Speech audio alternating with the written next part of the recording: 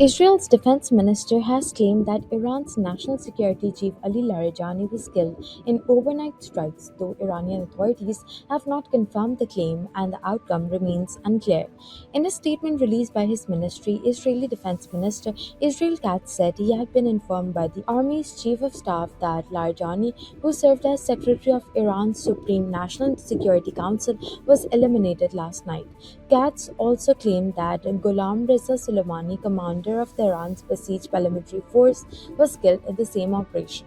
עודכנתי כעת על ידי הרמטכ"ל שמזכיר המועצה לביטחון לאומי לריג'ני וראש הבסיג' זה גוף הדיכוי המרכזי של איראן שממונה על הטבח במפגינים חוסלו הלילה והצטרפו לראש תוכנית ההשמדה חמינאי וכל מסוכלי ציר הרשע במעמקי הגיהנום. However, Israeli officials speaking to Reuters said that while Larijani was among the targets of Israeli military strikes across Iran, it was not immediately clear whether he had been killed or injured.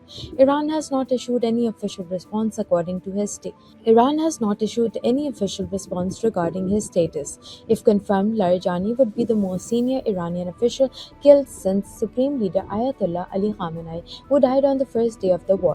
Larijani, a former nuclear negotiator and a close ally of Khamenei, had been seen in Tehran on Friday participating in Quds Day rallies. Later the same day, the United States announced a reward of up to $10 million for information on senior Iranian military and intelligence figures, including Larijani, as part of a list linked to the Islamic Revolutionary Guard Corps. Israeli media outlets also reported that strikes targeted Ghulam Reza Soleimani and other senior besieged figures, though assessments of the damage and casualties were still ongoing. Amid Israeli claims of his assassination, a handwritten letter attributed to Larijani was posted on his official X account.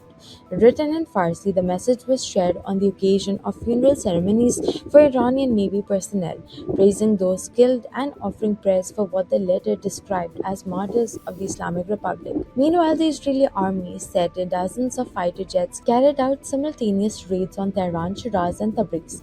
According to Israeli claims, strikes in Tehran hit command centers linked to Iranian security forces, including the intelligence ministry and the besieged militia. The military also said it targeted facilities used for storing and launching drones, missiles, and air defense systems.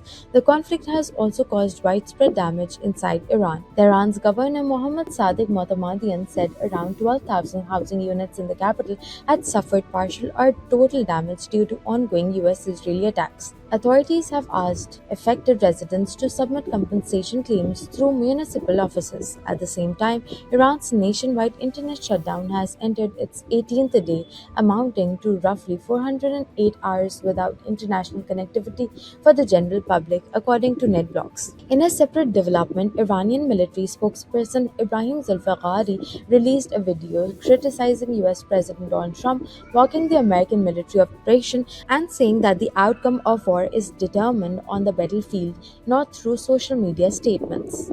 A message to the President of the United States. The outcome of war cannot be determined by tweets. The result of a war is determined in the field, the very place where you and your forces do not dare to approach, and you can only talk about it in your tweets. It's better to name this war as epic fear instead of epic fury.